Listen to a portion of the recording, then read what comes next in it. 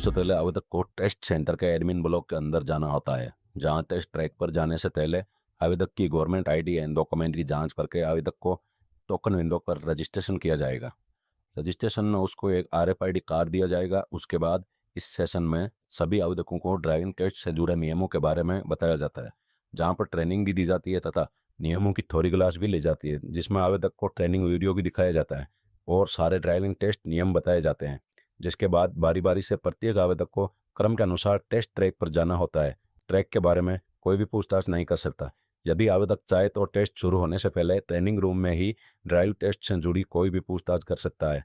आवेदक ने अगर 4 व्हीलर लाइसेंस के लिए आवेदन किया है तो उसे 4 प्रकार के टेस्ट सफलतापूर्वक पास करना होता है। अब आपको बताते हैं 4 व्हीलर ड्राइविंग टेस्ट के दौरान आवेदक को किन किन अलग अलग टेस्ट से गुजरना पड़ता है। टेस्ट ट्रैक पर जाने के लिए आवेदक को RFID कार्ड का इस्तेमाल करना होता है। ध्यान देने की बात यह है कि प्रत्येक टेस्ट के पहले RFID कार्ड एवं कैमरों के जरिए ही गाड़ी को ट्रैक किया जाता है। इसके बाद आवेदक को RFID कार्ड रीड करवाना होता है, जिसके बाद बैरियर खुल जाता है और सिग्नल ग्रीन हो जाते हैं। अब आवेदक को पहला टेस्ट यानी पैरेलल पार्किंग टेस्ट के लिए जाना होता है, जिसकी समय सीमा 45 सेकंड है। समय सीमा और पीली लाइन को मद्देनजर रखते हुए आवेदक को सही दिशा में गाड़ी को रिवर्स करते हुए एक निर्धारित स्थान पे पार्क करके समय सीमा के भीतर ही बाहर निकालना होता है। अगर आवेदक ड्राइविंग करते हुए पीली लाइन को तोड़ता है तो उसे गलती के रूप में माना जाएगा। इस टेस्ट को सफलतापूर्वक पास करने के बाद आवेदक को दूसरे यानी अप ग्रेडियंट टेस्ट के लिए जाना होता है, जिसकी समय सीमा 45 सेकंड है।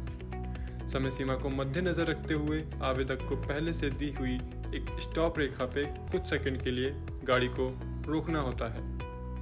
सफलतापूर्वक ऐसे करने पर एक हरा सिग्नल दिया जाता है, जिसके बाद गाड़ी को आगे बढ़ाते वक्त आगे जाना होता है। सिग्नल हरा हो जाने के बाद अगर गाड़ी पीछे की ओर जाती है तो किसी भी प्रकार से 12 इंच से ज़्यादा पीछे गई गाड़ी को टेस्ट में फेल माना जाएगा।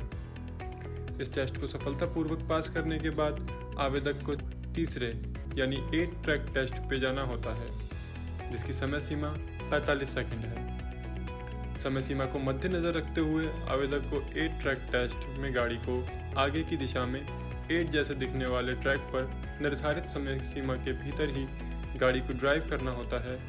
इस टेस्ट में कहीं भी गाड़ी को रिवर्स या स्टॉप करने पर इसे एक गलती के रूप में माना जाएगा तथा पीली लाइन को ध्यान में रखते हुए पीली लाइन के सेंटर में गाड़ी को ड्राइव करना होता है। अगर आवेदक ड्राइव करते समय पीली लाइन को टच करता है तो उसे गलती के रूप में माना जाएगा। इस टेस्ट को सफलतापूर्वक पास करने के बाद आवेदक को चौथा यानी रिवर्स एस ट्रैक टेस्ट के लिए जाना होता है, जिसकी समय सीमा 45 सेकंड है। इस टेस्ट में एस आकार पर गाड़ी को पीछे की दिशा में समय सीमा को ध्यान में रखते हुए रिवर्स में ड्राइव करना होता है। टेस्ट के दौरान 2 से ज़्यादा फॉरवर्ड मूवमेंट करने पर उसे गलती माना जाएगा। इस पूरे टेस्ट के बाद आवेदक को अपनी गाड़ी एग्जिट के रास्ते होते हुए बाहर जाना होता है और RFID कार्ड एवं फॉर्म को लेकर टोकन काउंटर पर जाना होता है, जहां से आवेदक अपने टेस्ट रिपोर्ट के बारे में जान सकता है। 2 व्हीलर ट्रैक यानी सर्पेंटाइन ट्रैक ये केवल 2 व्हीलर के लिए है। इसके लिए भी आवेदक को RFID कार्ड का इस्तेमाल करना होता है। RFID कार्ड लेने के बाद आवेदक को ट्रैक पर जाना होता है, जिसकी समय सीमा 60 सेकंड है। इस टेस्ट में आवेदक को एक नियमित समय के भीतर सही दिशा को ध्यान में रखते हुए तथा येलो एरो को फॉलो करते हुए सिर्फ आगे की तरफ गाड़ी को बिना रुके और बिना पैर जमीन पर रखे लेकर जाना है।